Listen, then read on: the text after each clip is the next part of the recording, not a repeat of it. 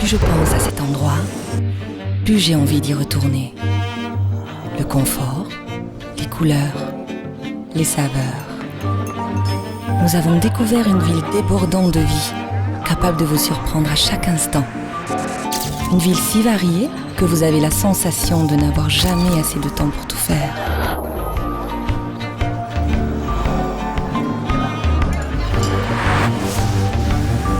Une ville si riche en histoire que parfois, le temps semble s'être arrêté. Un endroit tellement changeant qu'il vous fait changer vous-même. Je n'aurais jamais imaginé un château du XVIIIe siècle au milieu d'une ville aussi grande.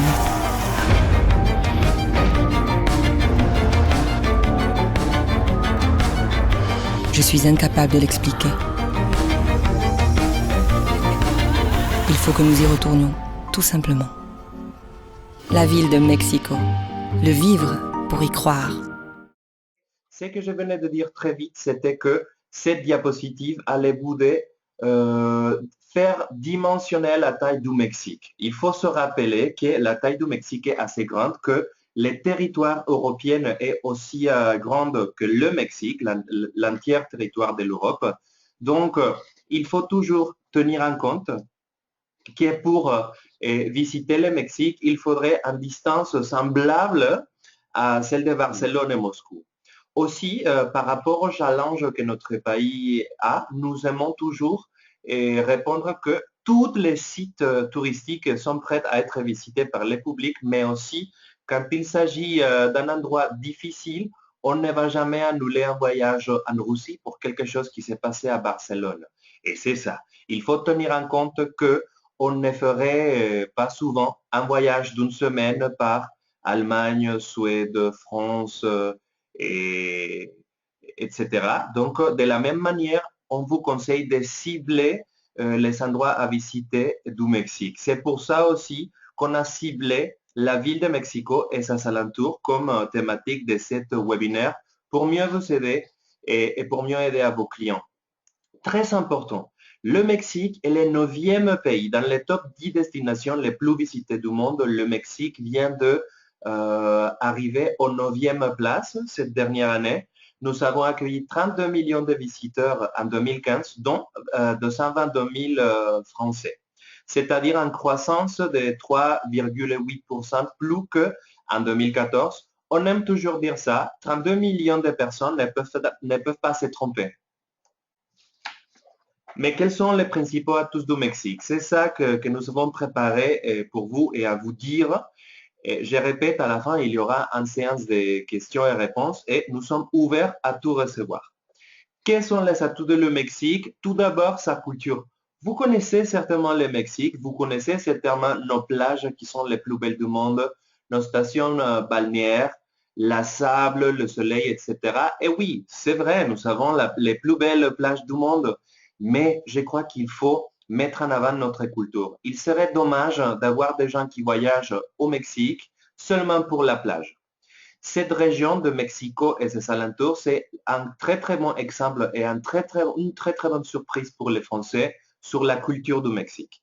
Qu'est-ce qu'on a comme culture? Il faut se rappeler qu'on a plus de 3000 ans d'histoire, 60 groupes ethniques vivants, ça c'est aussi quelque chose qui nous rend très très fiers aux Mexicains.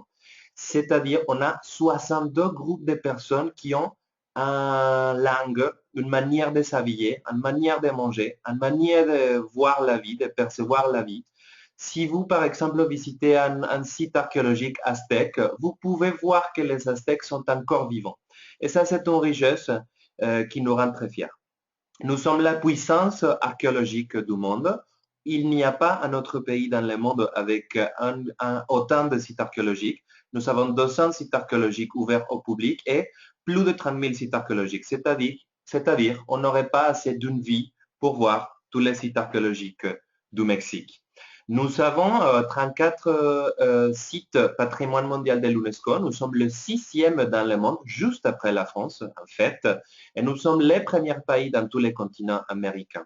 Je vais parler aussi de patrimoine mixte qui est très important, les sites archéologiques de Calakmul à Campeche. Et voilà, un autre atout du Mexique très important, sa nature. Si le but est avoir proximité avec la nature, et nous savons qu'en France, il y a beaucoup de gens qui aiment la randonnée, qui aiment être hors et qui aiment débrancher pour se reconnecter avec soi-même ou avec la famille ou avec quelqu'un proche, la nature et les expériences naturelles qu'offre le Mexique n'ont pas pareil. Il s'agit de se retrouver au milieu de la forêt, entouré des papillons monarques, de se retrouver au milieu de la jungle, des déserts, de la plage, bien sûr, de nager avec des lions bébés et dans la mer. Donc, le Mexique est une destination excellente pour les sportifs qui viennent découvrir plus que les belles villes. C'est ça qu'on voulait exprimer ce matin. Très important et quelque chose qu'on vient de mettre en avant depuis l'année dernière en France parce que la France et le Mexique partagent la passion pour la gastronomie. En fait, comme peut-être vous le savez, la gastronomie française et la gastronomie mexicaine ont été élues les premières cuisines et patrimoine intangible par l'UNESCO. Au Mexique, on peut trouver la cuisine traditionnelle, mais aussi la cuisine urbaine et contemporaine. On a à super bon prix des restaurants qui offrent la cuisine avant-garde, mais aussi hors du restaurant et juste à côté, on aura la dame qui fait les tortillas, les quesadillas, les tacos à la main. Donc, la versatilité gastronomique du Mexique, c'est un atout qu'il faut toujours tenir en compte quand on veut vendre le Mexique. On peut le trouver dans les mercados, dans les restaurants gastronomiques, dans les mercados gastronomiques et encore. Puisque le Mexique est presque aussi grand que toute l'Europe, on a une différence culinaire dans chaque région. Presque chacun de tous les 32 États du Mexique a sa tradition culinaire. Il faut se rappeler quelque chose qui étonne beaucoup aux clients en France. De tous les 3 saveurs du monde sucrés les plus préférés, qui sont la fraise, la vanille et le chocolat, 2 sont nés au Mexique. La vanille est née à Papantla, dans l'état de Veracruz, et le cacao, le chocolat, est né dans l'état mexicain de Tabasco. Très, très important, les atouts du Mexique, son peuple, notre hospitalité est connue par tout le monde. Comme je viens de vous dire, nous avons 62 groupes ethniques, 65 langues indigènes. Mais au-delà de tout ça, le Mexicain, comme vous le savez, sont très gentils, sont très chaleureux, très accueillants. Mi casa es su casa, quand un Mexicain dit mi casa es su casa, et je suis sûr que vous connaissez l'expression, c'est que le Mexicain veut donner le cœur aux visiteurs. Donc ça, c'est quelque chose aussi qui représente peut-être les plus grands atouts du Mexique. Les gens, l'hospitalité, la chaleur humaine. Très important. Aussi, cette webinaire veut vous rappeler à vous, les agents de voyage, l'excellente connectivité qu'on a depuis la France et vers le Mexique, vers Mexico, vers la ville de Mexico. On a 2 grands partenaires. Nous sommes partenaires avec tous les deux, de grandes lignes aériennes. Et il faut tenir en compte que les voyages, l'expérience spéciale vers Mexico commence dans les avions. Parce que les meilleurs avions commerciaux du monde voyagent chaque jour depuis Paris et vers la ville de Mexico. Et comme ça, je vais commencer avec la ligne aérienne mexicaine ou très associée au Mexique, notre partenaire Aeroméxico, qui offre un vol direct quotidien vers Mexique, mais le plus important, dedans le Mexique, dedans le pays, une fois que vous arrivez à Mexico, vous avez 46 destinations autour du pays. Cela représente aussi quelque chose de très efficace. C'est une ligne aérienne très efficace, très reconnue, qui est en train de grandir. En fait, la semaine prochaine, nous allons à Amsterdam parce qu'il y aura, à partir justement de la semaine prochaine, un vol direct de l'aéroport de Schiphol vers Mexico. Donc, Aeromexico reste une super bonne option pour aller au Mexique. Comme produit, ils sont un très très bon produit. Un Boeing 787 Dreamliner, 787 Dreamliner, et il s'offre un vol de nuit. Ça, c'est très, très utile aussi pour voyager à Mexico. C'est pensé pour les gens qui vont en business, mais aussi pour les voyageurs normaux. On peut profiter de toute la journée à Paris, se déplacer fin de journée vers l'aéroport de Charles de Gaulle et sortir à 22h35. Les vols arrivent très très tôt le matin à Mexico Et ça aussi nous permet d'avoir beaucoup de connectivité quand la destination finale n'est pas la ville de Mexico. C'est-à-dire, à 8 heures et à cause de l'arrivée de cette vol si tôt le matin, on peut arriver côté Pacifique du Mexique à 8 heures, à 7 heures du matin pour commencer à profiter de la journée. Et de retour, ils sont le vol AM003, départ de l'aéroport Benito Juárez de Mexico, qui arrive ici dans l'après-midi. Voilà, vous savez dans la présentation beaucoup d'informations. Et il faut aussi vous dire que pour ne pas vous gêner, je serai en train de vous laisser lire, mais vous aurez toujours la référence de cette présentation. Et en bref, ici, par exemple, on peut voir que la classe première d'Aeromexico nous offre un lit horizontal pour dormir. Et comme nouveauté, on a chez Aeromexico le transfert gratuit avec chauffeur dès et vers l'aéroport de Charles de Gaulle aux clients de la classe première. C'est là, on pense que c'est une nouveauté qui va attirer beaucoup ces sortes de clientèle. Beaucoup de vidéos en demande, les écrans tactiles, les menus en choix. Et je vais continuer avec notre deuxième partenaire, qui est la seule compagnie à desservir deux destinations du Mexique en direct depuis Paris, Mexico et Cancun. Il faut aussi tenir en compte que le vol vers Cancun est saisonnier d'octobre vers mai. Donc cet été, on ne l'aura pas. J'espère que très bientôt, on pourra parler d'un vol quotidien vers Cancun à cause d'Air France. Mais de toute façon, nous sommes très, très contents parce que le Mexique est le premier pays d'Amérique latine à avoir reçu l'avion commercial le plus grand du monde, qui est l'Airbus A380. Et ça, c'est le vol quotidien d'Air France vers Mexico. Ici, vous pouvez regarder les atouts d'aller vers le Mexique avec Air France. Nous avons la Champagne, bien évidemment. La Champagne qui est comme un icône d'Air France. Et comme je viens de dire tout à l'heure, l'Airbus A380 comme les premiers avions. Dans les mois de février, on a commencé. C'était une opération très grande. Peut-être vous avez entendu sur cette nouvelle dans la presse parce que à côté d'Air France, on a fait beaucoup de promotions de cette grande avion. Au Mexique, l'arrivée de cet avion était vraiment quelque chose qui je ne sais pas comment dire, c'était quelque chose de très attendu par la presse, par le public, avoir un A380 qui arrive pour la première fois dans l'Amérique latine. La destination Cancun, pour vous donner toute l'information. C'est un Boeing 777 et on a le choix parmi 3 cabines. Et vers Mexico, très important, c'est 516 sièges, c'est-à-dire la capacité a augmenté. Il y a une majeure capacité qu'avant de l'arrivée de la 380 cette année. Et ça représente aussi le retour de la classe première. La classe première était absente vers la ville de Mexico. Maintenant, on l'a grâce à Air France.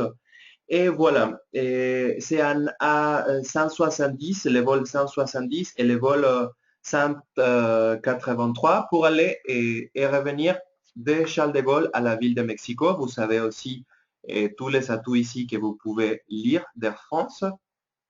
Finalement, il faut faire mention à notre partenaire XL Airways qui fait des vols directs sans escale de Paris à Cancun 3 fois par semaine et 10h45 de vols. Mais jusqu'au présent, je viens de faire mention à Aeromexico, Air France et XL au vol direct, mais on a aussi pas direct, en très très forte connectivité avec American Airlines par exemple. Nous avons 22 destinations mexicaines. American Airlines, comme peut-être aussi vous savez, est en train de communiquer que les bagages seront enregistrés à Paris, même s'il y a des connexions aux États-Unis ou ailleurs. Et ils arriveront jusqu'à la destination finale, c'est-à-dire le Mexique. Avec British Airways et Iberia, on a aussi 2 parts depuis 15 aéroports français. Ça, c'est quelque chose qu'on trouve très positif. Et connexion vers Mexico, soit à partir de Madrid, soit à partir de Londres et aussi depuis Cancun. Donc, pour aller au Mexique, il y a vraiment des options. Et je vais commencer déjà pour parler de la ville de Mexico. Tout d'abord, encore, il faut dimensionner. les 32 États du Mexique, où vous voyez ce cercle. On va parler des destinations tout à l'heure. Dans le petit point rouge, ça c'est la ville de Mexico qui est très petite. Mais voilà, encore, je vous rappelle, vous regardez une carte qui est semblable au territoire européen. Il faut aussi parler des distances parce que je vais vous parler de la ville de Mexico, quoi faire, qu'est-ce qu'il faut tenir en compte de la ville de Mexico, la surprise pour les Français, mais aussi je vous recommande après d'aller à Puebla, Teotihuacan, Querétaro, Guanajuato et San Miguel de Allende comme alternative pour aller en week-end, pour aller en journée. Et ici, dans cette diapositive, vous savez les numéros de minutes en voiture, c'est-à-dire tous ces endroits ne sont pas loin de la ville de Mexico. Et ici, je vais faire un poste, il faut prévoir un chauffeur. Il faut regarder avec les tour opérateurs un chauffeur parce que ça, c'est la recommandation avec le trafic du Mexique. Et aussi, on a très, très important, si les clients ne souhaitent pas prévoir un chauffeur, on a des autobus qui partent depuis, par exemple, l'aéroport de Mexico ou aussi des autres gares vers Puebla, Teotihuacan, Querétaro, Guanajuato et San Miguel de Allende. Donc ici, vous savez les distances en kilomètres, mais aussi en minutes en voiture qui peut-être vous servira. Et je vais commencer par la ville de Mexico qu'on vient de voir dans la vidéo au début, qu'il faut le vivre pour y croire. Qu'est-ce qu'il faut faire? Les plus iconiques de la ville, c'est le centre historique du Mexique, très important. Là, nous regardons le palais des Posada, les bureaux de la poste. Et une bonne recommandation pour commencer une journée dans la ville de Mexico, c'est le palais national du Mexique, dans vraiment centre-ville Mexico, le centre. Comme peut-être vous le savez, les Aztèques ont fondé la ville de Mexico. C'était un prêtre aztèque qui a eu le rêve de fonder une cité aztèque dans l'endroit où il serait trouvé un cactus. Et dans le cactus, il devait avoir un aigle qui dévorait un serpente. Bon, cet aigle qui dévorait la serpente dans un cactus a été trouvé dans le même endroit où le palais national du Mexique se trouve maintenant. La place s'appelle Zócalo. Et dans ce palais national, notre grand artiste Diego Rivera, que peut-être vous connaissez, a créé les muraux. Donc, ces muraux, ou mural, c'est mural, la peinture murale, on dit. Comment on dit? Mural. Mural. La peinture murale et nous raconte l'histoire du Mexique depuis les Aztèques, après l'arrivée des Espagnols et jusqu'à la modernité. Donc, c'est très, très joli pour se situer, pour aller sentir les corps de la ville de Mexico, aller dans cette palais national et regarder les muraux de l'histoire du Mexique racontés par notre Diego Rivera. Les musées. Le Mexico, la ville de Mexico a beaucoup de musées. Maintenant, les recommandations ici sont les musées d'anthropologie, bien sûr, 62 groupes ethniques, les Aztèques, les Toltecs, les Mayas. Ça attire beaucoup de gens parce qu'on a des pièces authentiques dans les quartiers branchés mexicains de Polanco. Les musées Soumaya qui devient de plus en plus une icône de la ville de Mexico. Dans la diapositive suivante, je vous montrerai la photo. Aussi, on a le musée universitaire d'art contemporain qui s'appelle le MUAC, M-U-A-C. Et maintenant, il y a une exposition d'Anish Kapoor, c'est-à-dire si quelqu'un de vos clients va aller, je crois qu'il faut faire cette recommandation, Anish Kapoor, dans le MUAC, Musée d'art contemporain de Mexico, et bien sûr, la Casa Azul à Coyoacán, les quartiers où Frida Kahlo et Diego Rivera vivaient, et la Casa Azul particulièrement, la maison où Frida habitait toute sa vie et où on peut voir beaucoup de ses sœurs. Aussi, ici, voici le musée Soumaya, qui, comme je vous dis, devient l'icône moderne de la ville de Mexico. Et ici, un peu, les quartiers, je vais lui dire très vite. Polanco, c'est le quartier avec plusieurs hôtels haut de gamme et avec des marques de luxe. C'est aussi un quartier business, un quartier des étrangers. Et aussi, on a les duos des quartiers Condesa et quartier Romain qui ont une influence française d'art nouveau que va vous plaire, je crois, qui plaît beaucoup aux Français. Et c'est un endroit plutôt bohème, plutôt design, plutôt très très à la mode, ou bien sûr centre-ville parce que il y a eu une renaissance de la zone des monuments centre-ville. La ville de Mexico vous offre 240 hôtels de toutes possibilités.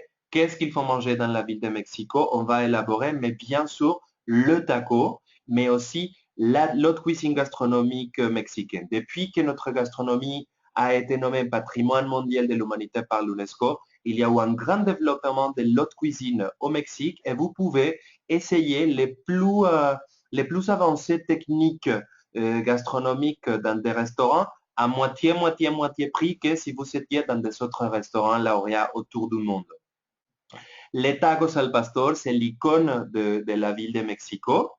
Et voilà, quelques restaurants ponctuels à recommander. Le restaurant Dulce Patria, haut de gamme, très très beau. Quintonil, considéré un des meilleurs d'Amérique latine, c'est aussi haut de gamme. Porfirios, c'est plutôt l'ambiance d'une cantina mexicaine de la Révolution qui était un bar auquel les révolutionnaires allaient, mais réinventé, renouvelé et haut de gamme. Pour la tradition, on a le café de Tacuba, centre-ville, et aussi le Cardinal. Tous les deux sont traditionnels. Et finalement, il y a les restaurants Azul, Azul Condesa, Azul Histórico, qui ont été fondés par les chefs archéologues, pour le dire d'une manière ou de l'autre, du Mexique. Il faut se rappeler qu'au Mexique, la gastronomie parle de l'histoire, peut-être d'une manière plus efficace que le livre. Donc, il faut aller au Mexique et manger pour connaître notre histoire, qu'il s'agit du métissage aztèque, maya, et après l'arrivée des Espagnols et des autres nationalités qui habitent encore au Mexique. Circuit culturel au centre du Mexique, à partir de la ville de Mexico, on va parler sur 4. Rappelez-vous, l'Estado de México, État du Mexique, c'est Teotihuacan, les sites archéologiques les plus visités du Mexique, qu'on peut voir maintenant dans cette nouvelle diapositive, c'est Teotihuacan, le centre où pour les Aztèques tout est né. En fait, les Aztèques pensaient que le monde était né à Teotihuacan, le monde, le maïs, etc. était né à Teotihuacan. Il faut se rappeler que pour les Aztèques, le premier homme a été fait de maïs. Ça, c'est dans l'Estado de México, juste à côté de la ville de Mexico. Pour y aller, on visite, on part tôt de la ville de Mexico et on fait un arrêt dans la basilique de Guadalupe. La Vierge de Guadalupe, c'est la Vierge du Mexique et c'est un endroit religieux les plus prises dans le continent américain. C'est quelque chose de très intéressant à voir, même si vous n'êtes pas catholique. Et bien sûr, Teotihuacan. Il y a deux pyramides, la pyramide du Soleil et la pyramide de la Lune. C'est très important de visiter. On peut encore aller jusqu'au sommet. La recommandation, c'est d'arriver le plus tôt possible parce qu'il y aura beaucoup de monde, beaucoup de voyageurs qui veulent visiter les sites archéologiques de Teotihuacan. Et là, qu'est-ce qu'il faut manger? Quesadillas et soupe. La soupe mexicaine comme les pozole, c'est une bonne recommandation. Et à noter aussi, beaucoup de monde souhaite faire Teotihuacan et revenir dans la ville de Mexico, mais si vous voulez rester dans l'Estado de México, dans l'État de Mexique, vous pouvez aller à Colman, qui est l'endroit de naissance de la piñata, très très proche de Teotihuacan, Malinalco, des villages magiques, et Valle de Bravo. Dans la saison novembre vers mars, Valle de Bravo a des sanctuaires, des papillons monarques qui sont vraiment super beaux. Et aussi, il y a un lac à Valle de Bravo et très joli. Aussi, je vais continuer. On a la ville de Puebla qui se trouve à 1h30 à peu près depuis la ville de Mexico. C'est un trésor colonial qu'il faut vraiment visiter. Dans la photo, par exemple, vous regardez la pyramide de Cholula, qui est la pyramide la plus grande du monde. Oui, la pyramide la plus grande du monde se trouve au Mexique, à Cholula. Et après, dans le sommet de cette pyramide, vous voyez une église et derrière, vous voyez un volcan qui est vivant. Donc, c'est ça les sortes de choses qu'on peut voir au Mexique. Et l'hôtel de ville de Puebla, c'est super. Et Cholula, c'est une ville juste à côté de Puebla, magnifique. Et ça, c'est un épicentre gastronomique. Il faut goûter les chiles en nogada, qui sont piments farcis avec de la viande et des fruits, avec de la sauce de noisette et de la grenade. Aussi pipián, semitas, escamol beaucoup de gastronomie mexicaine ancienne que je vous recommande de découvrir dans l'état de Puebla. Et encore une fois, si vous souhaitez aller pour une journée, ça c'est possible, mais aussi Puebla a beaucoup de villages magiques, beaucoup de gastronomie, des artisanats et des trésors coloniaux pour les week-ends ou même plus. Je vais continuer avec la ville de Querétaro. Querétaro a 2 heures et demie en voiture depuis la ville de Mexico. C'est aussi un autre trésor colonial, une ville amuraillée, une ville avec un aqueduc très, très, très joli, une très bonne gastronomie à Querétaro. Et je voudrais aussi ici souligner la Sierra Gorda. Peut-être vous avez entendu parler de la Sierra Madre. Ici, dans la Sierra Gorda, il y a les missions des franciscains qui sont patrimoine UNESCO et qui sont un grand témoignage du métissage au Mexique.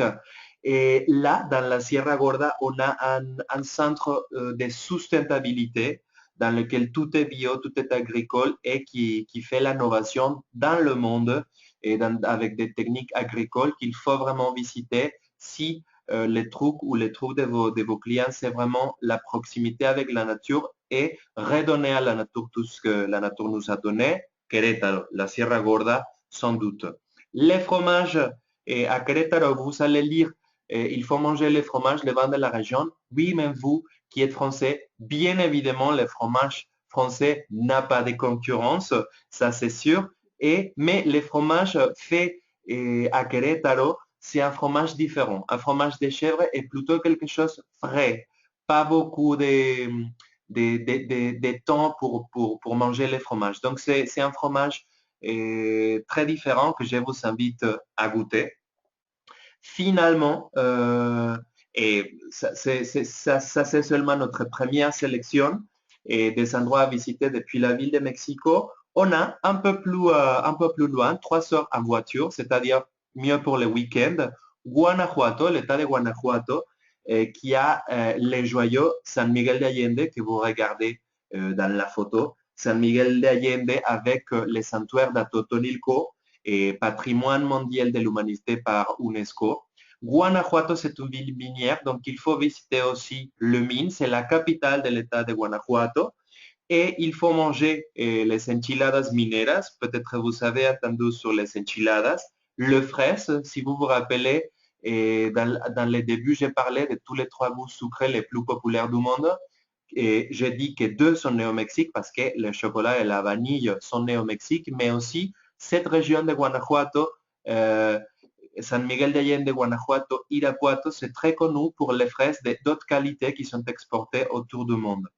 Donc voilà, il faut aussi profiter des arts de l'artisanat. Cet endroit de San Miguel de Allende est devenu un endroit de beaucoup d'artisanat et je vous recommande de le visiter dans le mois de novembre, concrètement le 2 novembre pour la fête des morts.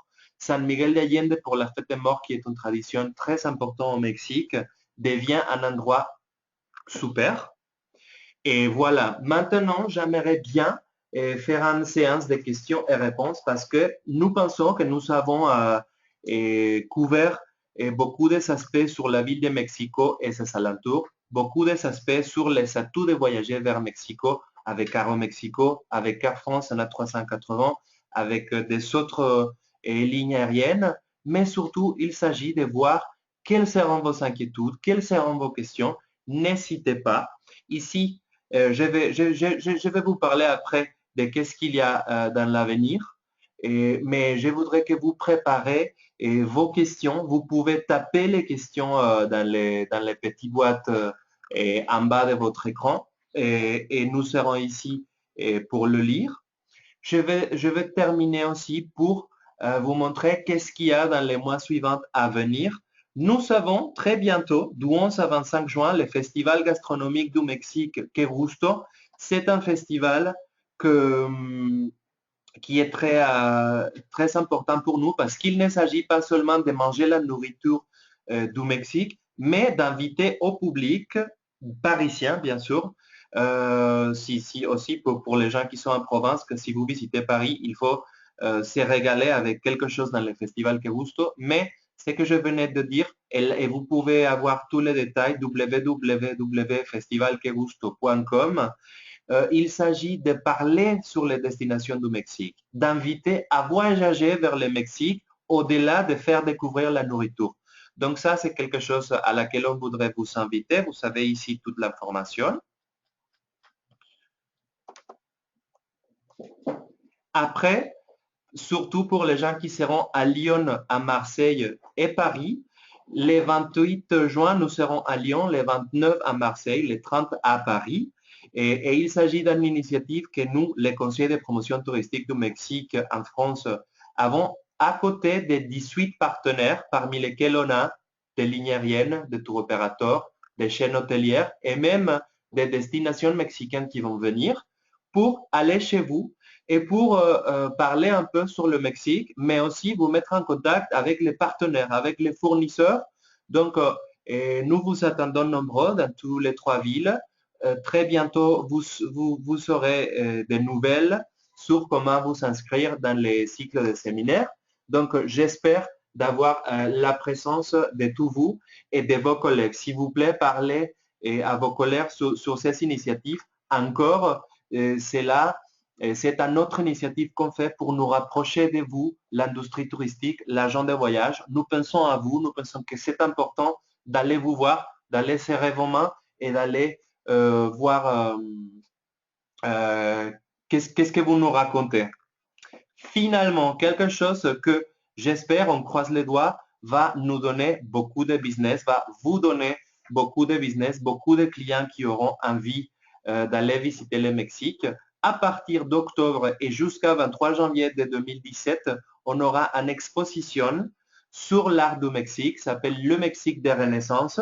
On aura des œuvres de Frida Kahlo, on aura des œuvres de Diego Rivera, on aura des œuvres de David Alfaro Siqueiros, de José Carnet Orozco, les plus grands artistes et surtout des peintures et sculptures mexicaines seront là et au Grand Palais. Donc, nous sommes sûrs qu'il s'agit d'une super opportunité pour parler du Mexique et pour donner envie et pour inviter aux gens à aller redécouvrir les pas de Frida et Diego, comme on vient de voir tout à l'heure, à Teotihuacan. Maintenant, je ne sais pas si on va passer encore la vidéo ou on passe directement à la séance de Q&A. Je crois qu'on a déjà quelques questions. Ok, super. Donc, j'ai ici Anna-Sofia Diaz-Duran, qui est notre directrice adjointe, qui a été en train de lire toutes vos questions. Donc, on a déjà, elle me dit pas mal de questions. Si vous voulez, on commence. Bonjour tout le monde. Alors, je suis en train de regarder vos questions. Vous savez poser de très bonnes questions qu'on peut élaborer avec une très bonne réponse. Donc, je vais le faire à notre voix, comme ça tout le monde peut entendre. Pour commencer, on a Rémi qui nous demande par rapport à la gastronomie, à la nourriture, si les gens, on peut tomber malade, qu'est-ce qu'il faut prévoir? Rémi, très bonne question. Bonjour Rémi, merci pour ta question. C'est très important de advertir aux gens, aux voyageurs qui pour la première fois vont goûter les piments et les piquants, de faire attention aux piquants. C'est important de tenir en compte que les degrés des piquants à laquelle les Mexicains sont habitués, c'est pas du tout les mêmes degrés à laquelle les Français sont habitués. Donc, c'est vrai que parfois, il y a du monde que la première fois, puisqu'il est super délicieux et mange beaucoup de piments et peuvent tomber malades. Attention, si vous prenez des piquants et ça vous pique, les produits laitiers sont très bons pour atteindre le sentiment de piqûre. Et aussi, quelque chose d'important, l'eau au Mexique, l'eau de robinet, on ne la boit pas. OK? Donc, ici, les gens en France sont très habitués à ouvrir les robinets et boire l'eau depuis le robinet. Ça, on ne le fait pas au Mexique. Les traitements de l'eau au Mexique, c'est pour se laver, pour se doucher, etc., mais pas pour le boire. Je ne sais pas, Anna-Sophia, si tu voudrais rajouter quelque chose. Par rapport au côté pimenté des nourritures mexicaines, il ne faut pas non plus avoir peur. Pas tout la nourriture mexicaine est pimentée. Moi, je ne mange pas de piment, des choses piquantes. Et j'ai vécu toute ma vie au Mexique. Ça a très bien marché. Donc, ne vous inquiétez pas pour ça. Mais s'ils mangent du piquant, juste comme Jesus ils disent, il faut faire attention. Alors, la prochaine question. Dans quel endroit de Mexico est-il conseillé à réserver son hôtel? Par Stéphane dans le cours. Stéphane, merci beaucoup. Bon, je crois que je peux te référer à la diapositive. Peut-être j'ai déjà répondu à la question. Ça dépend aussi du budget, ça dépend. Il y a beaucoup des options, mais je vais voir si je peux aller en arrière à cette diapositive. Il y avait une diapositive dans laquelle j'ai parlé des zones de la ville de Mexico. Un instant, s'il te plaît. Ici, tu as, je crois qu'une très bonne recommandation, c'est Polanco. C'est un endroit branché. On a là-bas beaucoup de chaînes hôtelières avec beaucoup de capacités. Je ne voudrais pas faire mention à une ou autre. Si tu veux, envoie-nous un email avec les spécifiques. C'est ça, nous sommes ouverts pour vous. Et aussi, je crois qu'à part de Condesa Roma, une autre très bonne option, c'est Centre-Ville Mexico. Centre-Ville Mexico a beaucoup d'endroits comme le Palais de Bellas Artes, comme le Zócalo, comme le Palais National, etc. Donc, c'est l'endroit, le premier endroit à découvrir dans la ville. Donc, c'est une bonne idée d'avoir les clients se loger centre-ville Mexico et aussi il y a beaucoup d'options à se loger. Donc, je dirais plutôt, ça dépend, mais centre-ville et Polanco. Okay. Alors, on a une autre question. En restant toujours à Mexico City, on a une question intéressante par rapport au parc et jardins publics ou les lieux plus nature à Mexico City. Voilà, en vélo, à pied. Je crois qu'on peut bien parler de ça.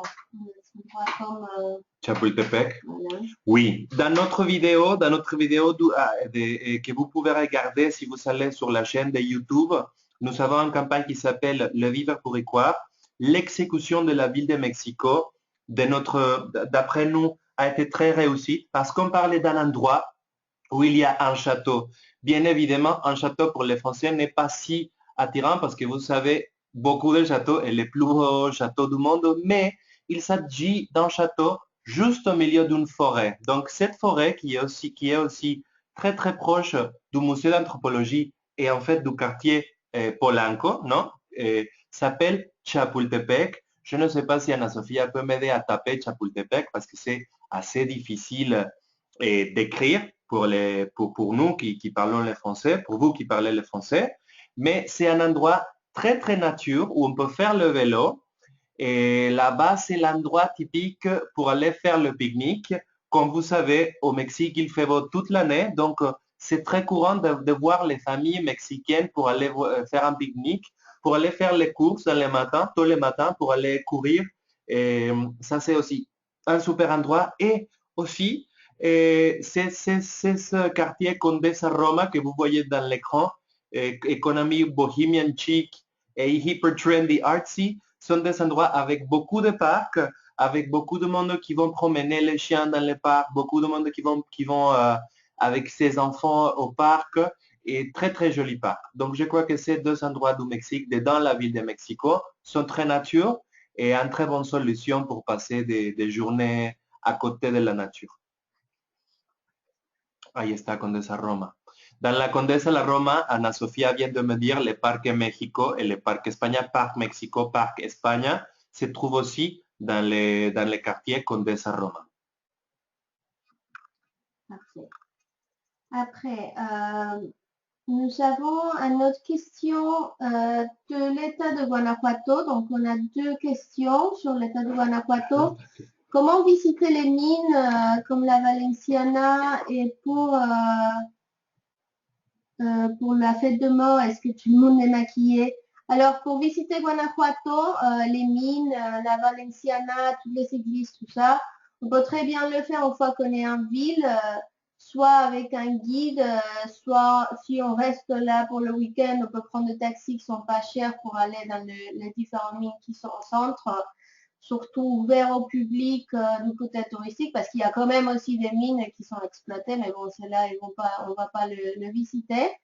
Par rapport au maquillage pour la fête de mort, c'est vrai qu'à San Miguel de Allende, pour le festival qu'ils font, oui, on trouve beaucoup de monde maquillé, comme on a vu dans les différentes photos, vidéos, des choses comme ça. Mais c'est très intéressant, la fête de mort va un peu plus loin que le maquillage de Katrina qu'on voit populairement en ce moment, Oui, je voudrais aussi souligner encore, ça reste une idée répétée tout autour du webinaire, mais je crois que c'est une idée importante.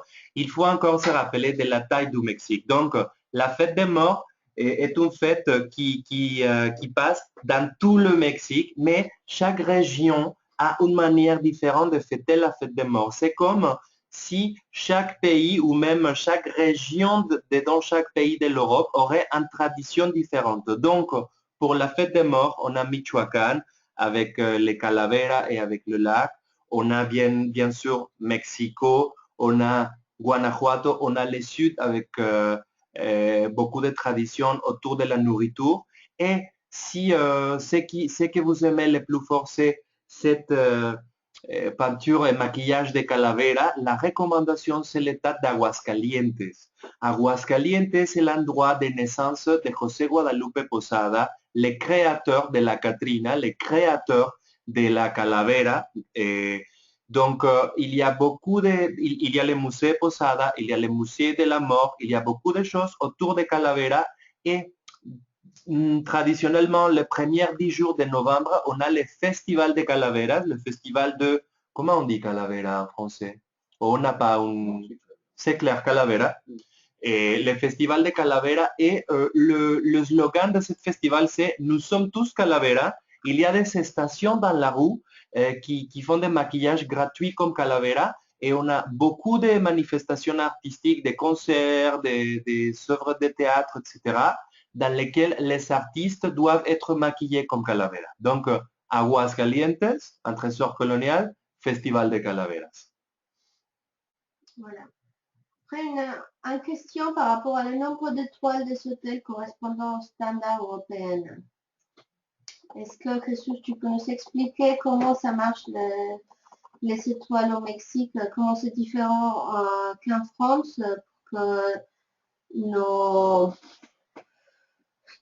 notre pour que les gens ils peuvent savoir la différence, s'il te plaît. La différence?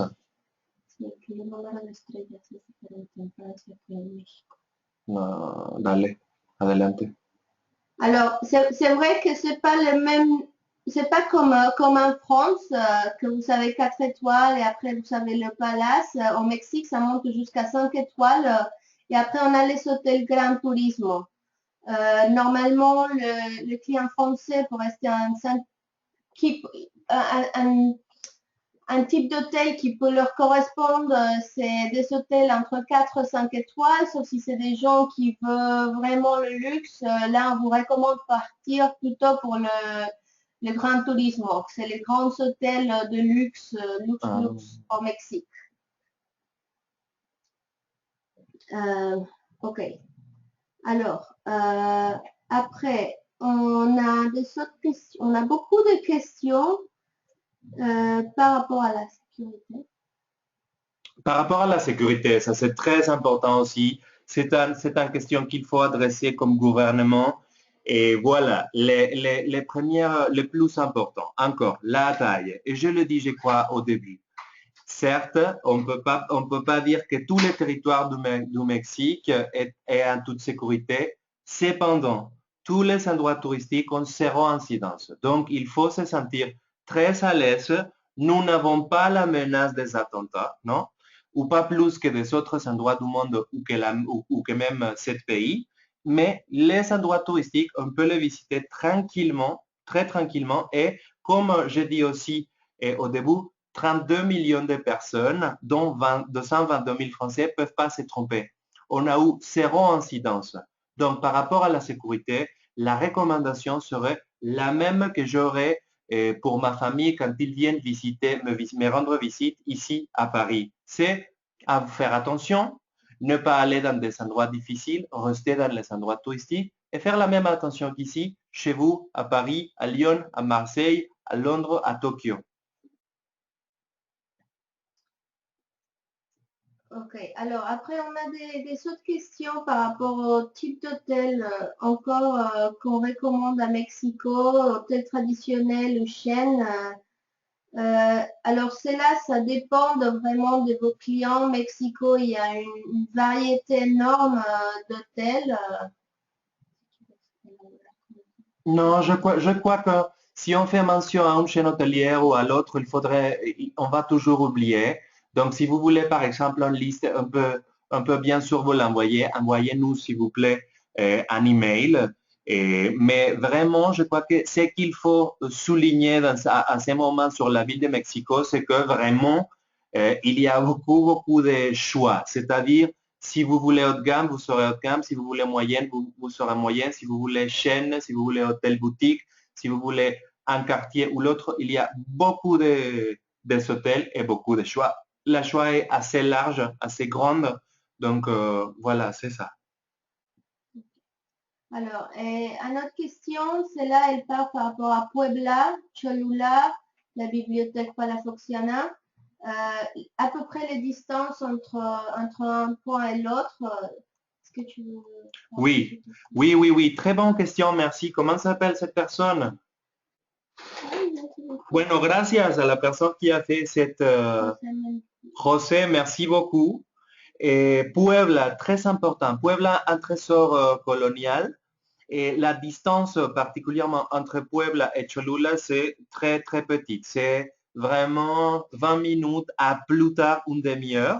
Et il faut dire qu'à part de cette photo que vous pouvez voir à Cholula depuis centre-ville Puebla, il y a aussi l'église qui est considérée peut-être comme l'église plus belle du Mexique ou parfois l'église plus belle du monde, qui est l'église de Santa María Tonancintla.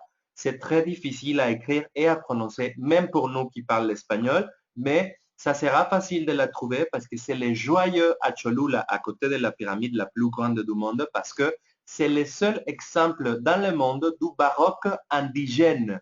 C'est un baroque super, un baroque très puissant, très élaboré, très décoré, mais fait par des mains indigènes. Dans le seul endroit qu'on pourrait l'avoir fait, c'était au Mexique. Centaines et centaines d'indigènes ont construit cette église et pour bien la préserver, on ne peut pas faire des photos. Donc vraiment, ça n'est pas parce que ça fait partie de notre campagne, mais il faut y aller pour voir comment est Santa María Tonancintla parce que même s'il y avait des photos, il faudrait le vivre pour y croire.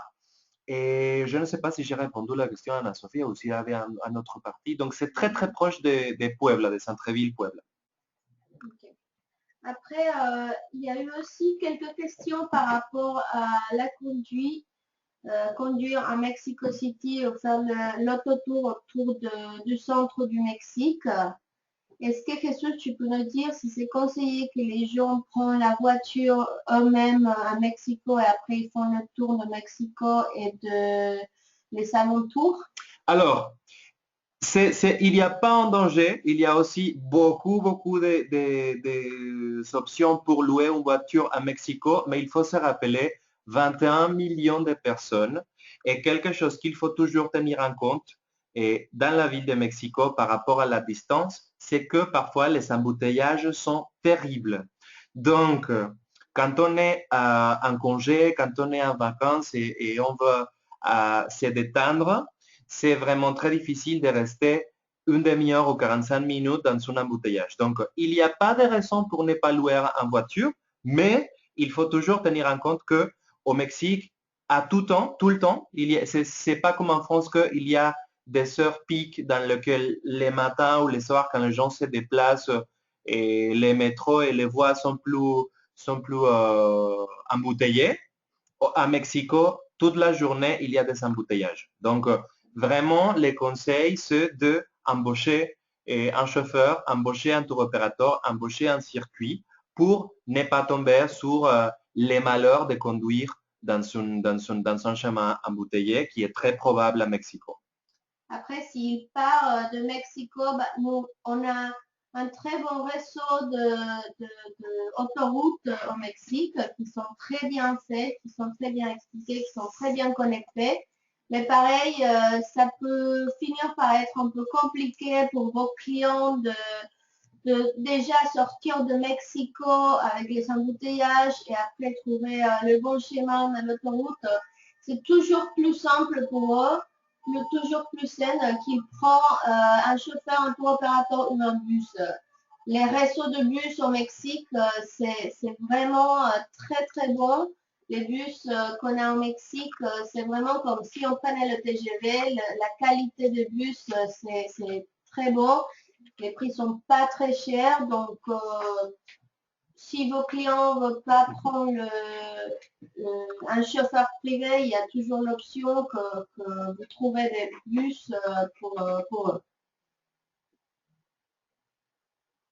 Voilà. Ok, toujours, je voudrais mettre la dernière diapositive ici pour vous dire encore que vous allez visitmexico.com, vous allez la chaîne YouTube où vous pouvez aussi trouver 2 vidéos du Mexique et vous avez notre email qui est france@visitmexico.com. Encore, nous sommes là pour vous.